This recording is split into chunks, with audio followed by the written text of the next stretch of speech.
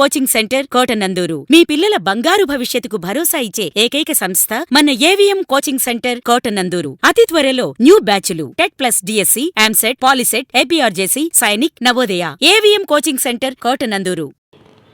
ఆత్మ చైర్మన్ ప్రమాణ స్వీకారోత్సవంలో యనమల ప్రతి రైతు సాంకేతికతను వినియోగించి వ్యవసాయం చేస్తే లాభసాటిగా ఉంటుందని, వ్యవసాయం బాగుంటే రైతు బాగుంటాడని, రైతు బాగుంటే వ్యవసాయం బాగుంటుంది, తద్వారా గ్రామీణ ప్రాంత ఆర్థిక వ్యవస్థ పటిష్టంగా ఉంటుందని మాజీ ఆర్థిక మంత్రి, టీడీపీ పోలిట్ బ్యూరో సభ్యుడు యనమల రామకృష్ణుడు అన్నారు.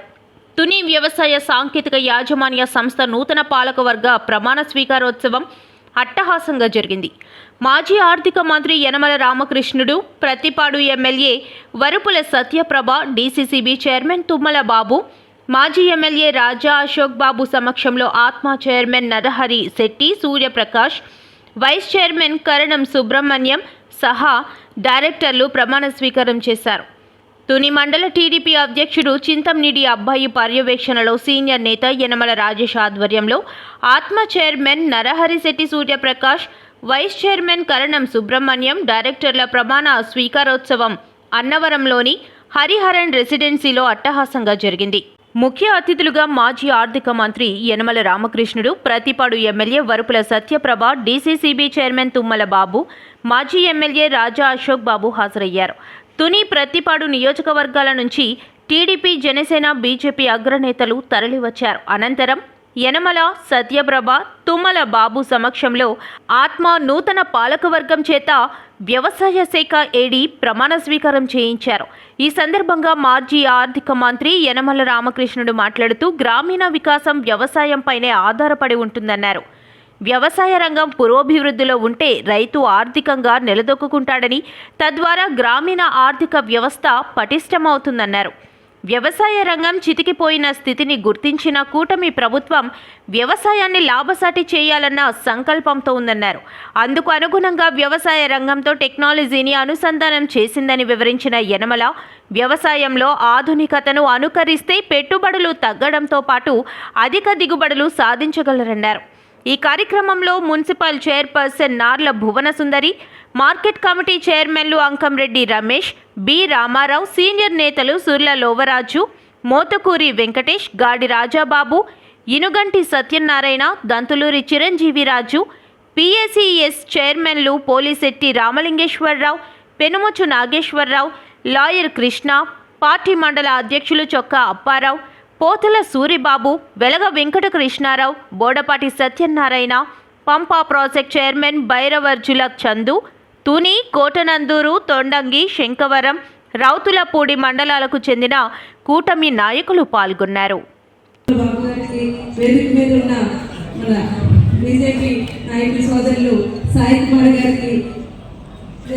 కూటమి నాయకులందరికీ కూడా పేరు పేరున నా హృదయపూర్వక నమస్కారాలు తెలియజేసుకుంటున్నాను.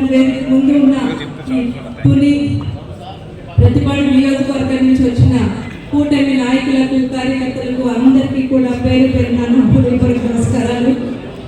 అదేవిధంగా ఈరోజు ప్రమాణ స్వీకారానికి కార్యక్రమంలో ముఖ్యలో అయినటువంటి ప్రమాణ స్వీకారం చేస్తున్న మన ఈ ఆత్మ కమిటీ చైర్మన్ శ్రీ నరహరి శెట్టి, సూర్యప్రకాష్ గారికి, వైస్ చైర్మన్ శ్రీ కరణం సుబ్రహ్మణ్యం గారికి, కమిటీ సభ్యులందరికీ కూడా పేరు పేరున నా హృదయపూర్వక నమస్కారాలు. ఎలక్ట్రానిక్, ప్రింట్ మీడియా వారికి కూడా నా నమస్కారాలు తెలియజేసుకుంటున్నాను. ఇది ఈరోజు ప్రమాణ స్వీకారం చేస్తున్న ఈ కమిటీ సభ్యులు ఎన్నిక ఏదైతే మన కూటమి బంధంకి నిలబడి మనం మా నియోజకవర్గంలో శంకవరం, ఈ రౌతులపూడి మండలాలకు సంబంధించి ఈ తుని జోన్లో ఉన్నవి, ఈ తుని జోన్లో ఉన్న ఈ ఈ కమిటీ సభ్యుల్ని మేము కూటమి బంధానికి అనుగుణంగా అన్ని పార్టీలకు న్యాయంగా, అన్ని వర్గాలకి న్యాయం చేస్తూ ఈ ఎన్నిక తీసుకోవడం జరిగింది. ఏదైతే మేము తుని, అదేవిధంగా ప్రతిపాడు నియోజకవర్గం వేరు కాదు, అక్కడ మా సోదరి దివ్య గారు, ఇక్కడ నేను కూడా మన గురువు వర్యులైన రామకృష్ణ గారి ఆలోచనలతో, వారి అడుగుజాడలతో మా రెండు నియోజకవర్గాల అభివృద్ధిని మేము ముందుకు తీసుకెళ్ళడం జరుగుతుంది. వారి అండదండలతో మేము ఏదైతే ముందుకు వెళ్తున్నామో అదే విధంగా కూడా ఈ కమిటీలో ఉన్న సభ్యులందరికీ నేను ఈ సందర్భంగా తెలియజేసుకునేది, మనమంతా ఒక కుటుంబంగా మీ వరకు మీ కమిటీ అయితేనే మీ కమిటీకి సంబంధించిన అన్ని రకాలైన విధుల్ని మీరంతా కూడా ఒక కుటుంబంగా కలిసి ముందుకు తీసుకెళ్ళాలి. మన నియోజకవర్గాల అభివృద్ధి ఏదైతే దీనికి సంబంధించిన రైతాంగాలు, దానికి సంబంధించిన అన్ని రకాల దానికి సంబంధించిన వర్గాల వారికి మీ ముందుండి మీరు వారిని ఉన్నతంగా తీసుకెళ్లాలి, మన నియోజకవర్గాలని ముందుకు తీసుకువెళ్ళాలని ఈ సందర్భంగా మీకు తెలియజేసుకుంటూ, వ్యవసాయ రంగం ప్రభుత్వాల మీద కూడా తక్కువ ఆధారపడతారు. అదే ఎంఎస్పీ ఇస్తున్నారు. ఎంఎస్పీ ఎందుకు ఇస్తున్నారంటే మనకి పండించినటువంటి పంటకి ఆదాయం సరిపోవడం లేదు కాబట్టి ఆదాయానికి వచ్చేటువంటి ఏదైతే మన వ్యవసాయానికి వచ్చినటువంటి ఉత్పత్తులకు సరైనటువంటి ధరలు లేవు కాబట్టి ఎంఎస్పీ ఇస్తారు, కేంద్ర ప్రభుత్వం ఇస్తారు, రాష్ట్ర ప్రభుత్వం ఇస్తారు. అంటే రైతుకి సపోర్ట్ చేయాలనేటువంటి ఉద్దేశంతో 100% రైతే వ్యవసాయం చేసుకుంటాడు, రైతే పంటలు పండిస్తాడు, రైతే అమ్ముకుంటాడు. ఆ అమ్ముకున్నప్పుడు దళారీ వ్యవస్థ కూడా ఉంది మధ్యలో. దళారీ వ్యవస్థ ద్వారా రైతుకి పెద్ద లాభం రావడం. దళారీ వ్యవస్థ దళారులకు లాభం ఉంటుంది తప్ప అదేవిధంగా మీకును రైతాంగాన్ని పండించేదే ఉన్న వాళ్ళకి, అదే కొనుక్కున్న చివరి చెట్టుగా రిటైల్ కొనుక్కునే వాళ్ళకి చాలా గ్యాప్ ఉంటుంది డబ్బుల్లో. అంచేత అదంతా కూడా అనుభవించే దళారులు అనుభవిస్తున్నారు.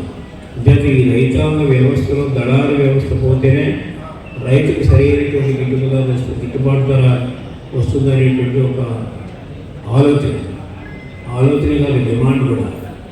అంచేత ఆ విధంగా రైతు బాగుపడాలనుకున్నప్పుడు కేంద్ర రాష్ట్ర ప్రభుత్వాలు దీనికి సరైనటువంటి గిట్టుబాటు ధరలు, అప్పుడు ప్రొఫెసర్ విశ్వనాథ్ ఆయన చెప్పారు, ఆయన ప్రొఫెసర్ చాలా తెలివైన, పంటకి ఎంతైతే ఖర్చు అవుతుందో, ఇన్పుట్ కాస్ట్ ఎంతైతే ఉందో అంతా కూడా ఎందుకంటే ఎక్కువగా లాభం రావాలి.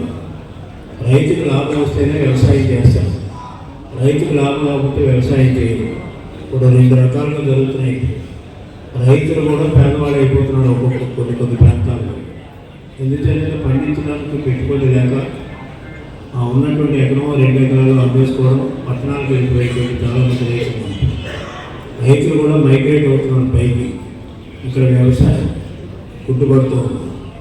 అయితే రెండోది వచ్చేటప్పటికి ఈనాడు రైతులు ఈ ప్యాడీ ఏదైతే ఉందో, పంట ఏదైతే ఉందో, మన ధాన్యం ఏదైతే పండించడం చాలా కష్టం అవుతుంది.